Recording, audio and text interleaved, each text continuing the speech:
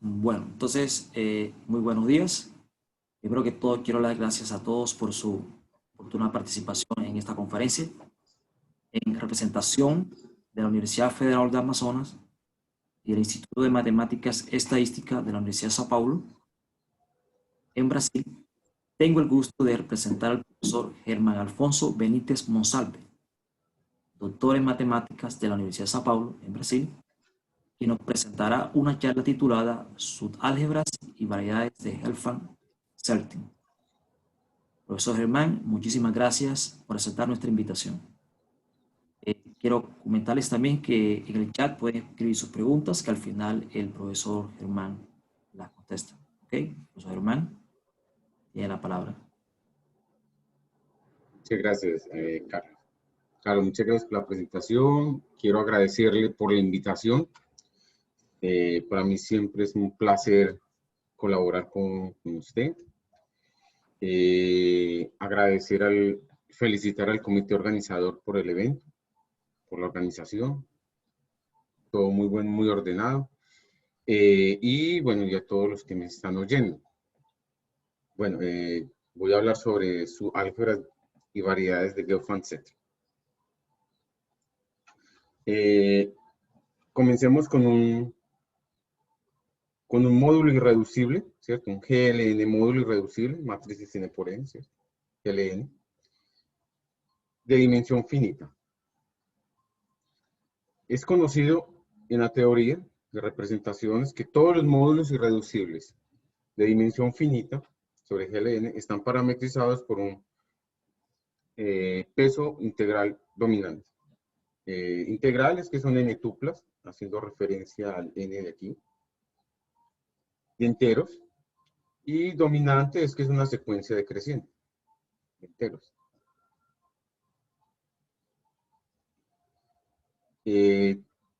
Todo esto comienza en 1950 con el teorema de Gelfand-Seltyn. El teorema de Gelfand-Seltyn dice que,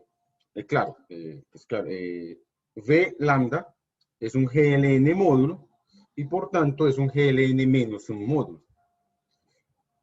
Como GL menos un módulo, él tiene una descomposición en GLN menos un módulos irreducibles. De esta forma, ¿cierto? Obviamente, por lo que dijimos arriba, ellos están parametrizados por pesos integrales dominante, que es la condición que escribí aquí, ¿cierto? Solo que ellos tienen una condición adicional, que es una condición de ramificación, que es que lambda 1 es mayor o igual que mu 1, mayor o igual que lambda 2, mayor o igual que mu 2, y así en adelante hasta lambda n menos 1, mayor o igual, aquí es, lambda n menos 1 mayor o igual, ¿cierto?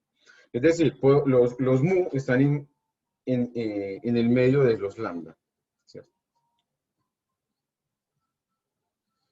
Ok. Algunas consecuencias de ese teorema de Gelfand-Seltyn es que la multiplicidad de cada B' mu es 1. Es decir, dentro de esta descomposición no vamos a encontrar dos módulos irreducibles isomorfos.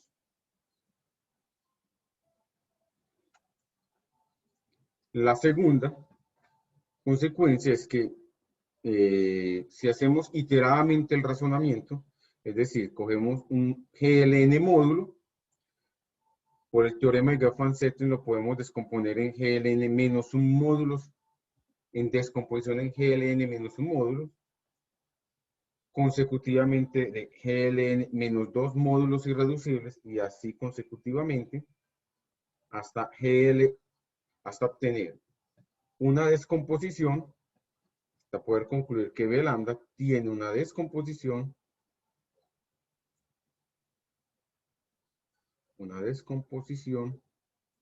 en GL1 módulos irreducibles.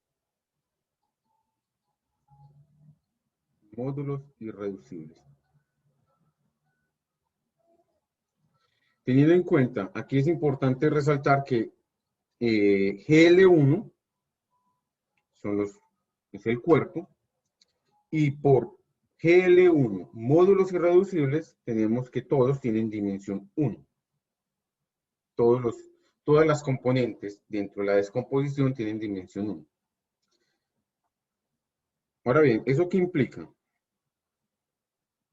De esto tenemos que existe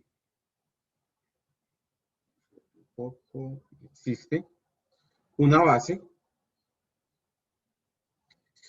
de autovectores. ¿De qué forma? Entonces, aquí arriba voy a colocar la n tupla, la primera n tupla de los lambda, lo voy a escribir como lambda n1, n2, n3, y así en adelante, nn. Aquí aparecen los mu, que los voy a anotar por n-1, 1, n-1, 2, y así hasta n-1, n-1, con la propiedad de ramificación. Este mayor igual que este, mayor igual, mayor igual, mayor igual, y así sucesivamente. De esa manera, continuando, tenemos lambda 3.1, lambda 3.2, lambda 3.3, lambda 2.1, lambda 2.2, lambda 1.1, teniendo, esto está amarrado por las reglas de ramificación. Mayor igual, descendiendo, mayor igual, subiendo en la diagonal. ¿Cierto? Esta configuración es llamada de Gelfand Setting Tableau. Y el conjunto de todas esas Gelfand Setting Tableaux es llamado de base de Gelfand Setting.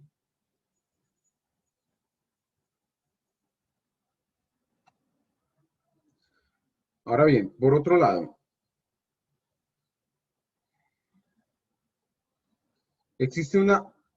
tenemos una cadena de subálgebras de Lie, GL1 contenido en GL2, subálgebra de GL2, y así sucesivamente hasta GLN, la cual induce una cadena de subálgebras asociativas vía la envolvente universal, que es tomar la envolvente universal de todas esas subálgebras. Ahora consideremos el centro de la primera envolvente, el centro de la segunda envolvente, y así sucesivamente.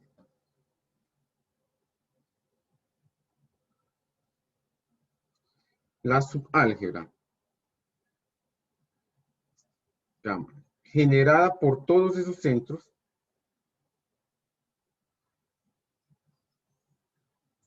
una subálgebra de GLN, UGLN, es llamada de subálgebra de Gelfand Setting. De Gelfand Setting para GLN. Algunas observaciones importantes, ¿cierto?, de esta subálgebra es que ella es conmutativa. Y con respecto a esa conmutatividad también es maximal.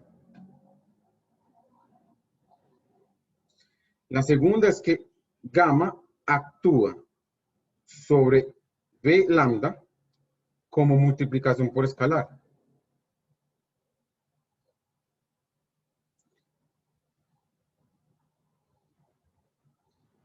Cuyos autovectores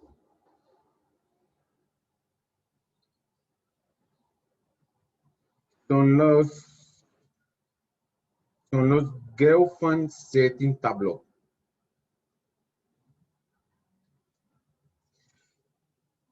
Y claro, y los autoespacios son de dimensión 1.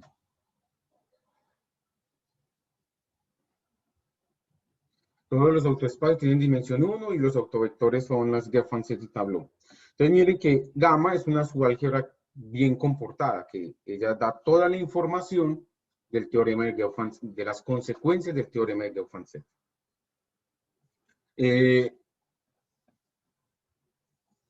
Además de eso, Zelovenko en el 72 probó que el centro es una álgebra polinomial, es una álgebra de polinomios en variables gamma i1, gamma i2, gamma ii, donde los gamma ij son simplemente sumas de ciclos. Estos son matrices elementales. T2, T3, y así. TJ, T1. Miren que este 1 aquí lo que da el ciclo. Y el J da el tamaño del monomio. Esos T, los T, esos van a variar entre 1 y N. I. Consecuentemente, esto implica que la subálgebra de Geoff-Vanzetti también es una álgebra polinomial, solo que juntando todas las variables, todos los gamma y j. Es decir, j va a variar entre 1 e i y va hasta n.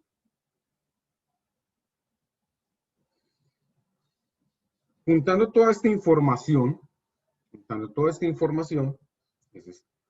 tenemos que entonces que existen caracteres de la subálgebra de Geoff-Vanzetti, tales que si yo veo el generador de los gamma y j actuando sobre las tablas de Geoff-Vanzetti, esos caracteres se comportan como pesos de esos módulos. ¿Cierto? Entonces miren que esa subálgebra de Geoff-Vanzetti da toda la información de las consecuencias del teorema de Geoff-Vanzetti. El teorema de Poincaré-Birkhoff dice que el álgebra graduada de la envolvente universal es isomorfa al álgebra de polinomios viendo las matrices elementales dentro de la graduación. Y por tanto, entonces podemos ver los generadores de la subálgebra de Geoff-Vanzetti como polinomios en variables conmutativas. Eso nos permite entonces considerar una variedad algebraica.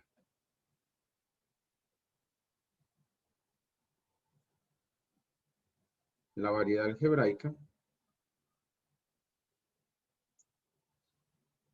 dada por todos los gamma y j vistos en la graduación. J va entre 1 e i y va hasta n. El espacio afín de esta variedad es Cn cuadrado. Esta variedad es la que se conoce como variedad de Geoff-Vanzetti para GLN.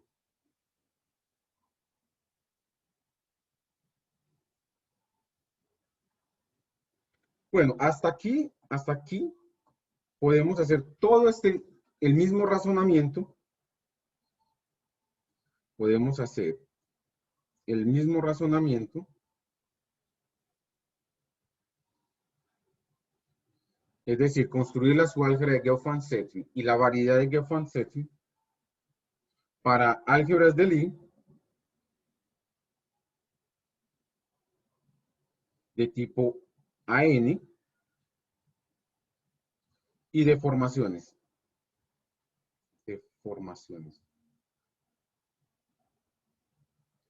De GLN. Por ejemplo, Full-Yangian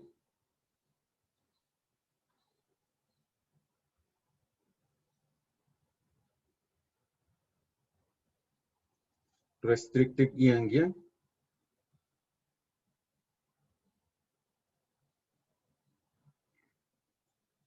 nivel P, Current Algebras,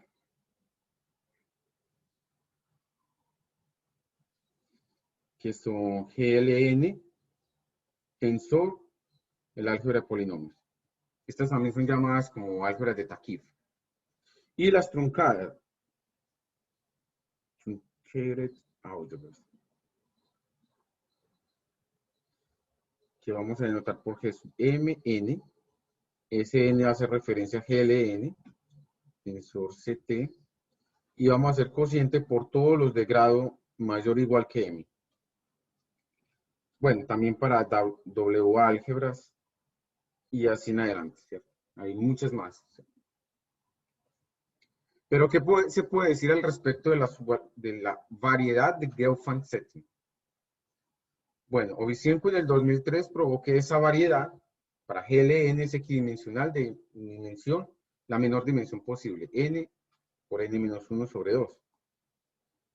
Algunas consecuencias de ese teorema es que el álgebra envolvente universal es libre sobre gamma, como gamma módulo. Es decir, el álgebra envolvente universal de GLN es copias de gamma. Eso da, como consecuencia de ese hecho, es que cualquier gamma módulo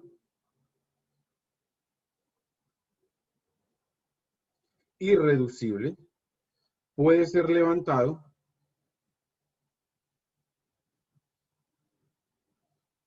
no trivialmente a un UGLN módulo irreducible. Es decir, tomamos una acción, un módulo, ¿cierto? Esa acción puede ser levantada a un UGLN módulo, ¿cierto? Podemos ver el mismo módulo como UGLN módulo. Lo cual implica también que claramente, como gamma es una subálgebra de UGLN, entonces tenemos el funtor inclusión, que realmente es el funtor restricción entre los UGLN módulos y los gamma módulos. Este teorema entonces nos permite hablar del funtor inducción. ¿Cierto? Podemos ya volver.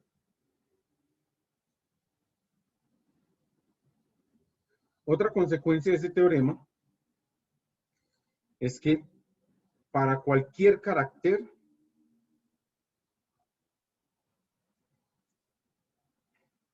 de la subálgebra de Gelfand-Setting existe un módulo irreducible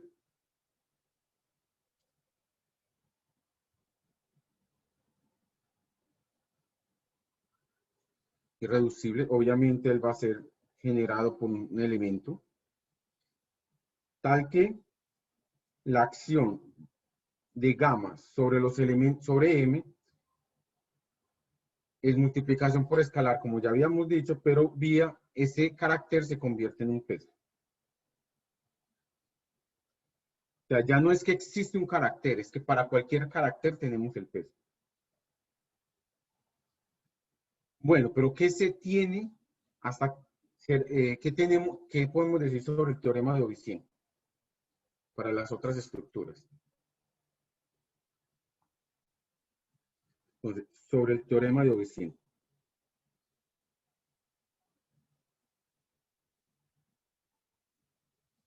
Ya habíamos dicho que para Yangian restricto se podía extender todo el razonamiento hasta definir la subálgebra, la variedad de Gelfand-Setting. Pero ¿qué se tiene sobre la equidimensionalidad?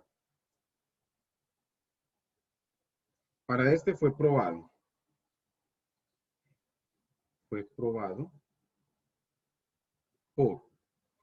para nivel P de GL2. Este fue por Futorni, Molev y Ovizienko en el 2005. Se probó que la versión del teorema de Ovizienko es válida.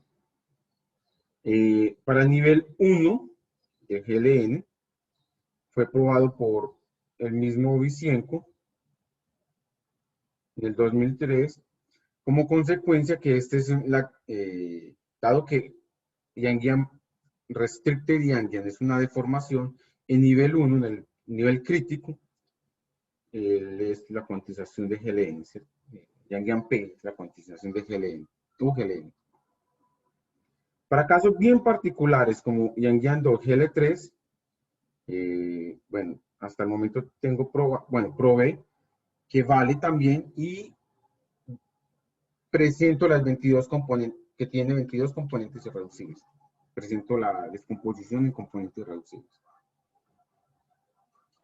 Para Yang P de GL3 solo tengo resultados parciales, porque, bueno, me está faltando una subvariedad, me está dando dificultad. Para el caso de álgebras corrientes truncadas,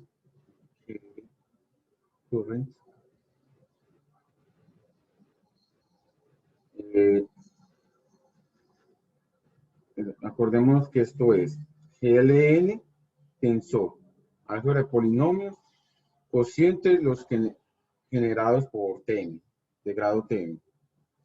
En este caso probamos que la variedad de Gelfand-Setting es equidimensional, con la menor dimensión posible, si solamente si n es igual a 1 o 2. Esto es un trabajo recientemente sometido, mío con Enrique Roche, de aquí de la Universidad de San Pablo. Bueno, es eso. Es eso. Realmente es eso lo que quería presentarles. Cómo se define la subálgebra de Gelfand-Setting, que se puede extender el concepto para otro tipo de álgebras, también variedades de Gelfand-Setting para otro tipo de álgebras y qué tanto se tiene sobre el teorema de Ovisino. Ok, Germán, muchas gracias. Hay algunas preguntas. La primera, Lucas. Lucas pregunta, ¿podemos hacer estas mismas construcciones de su álgebra Gelfand-Setting para las otras álgebras de Lie, como por ejemplo para álgebra, ocurren álgebras o loop? ¿Qué pasa con Cat-Moody?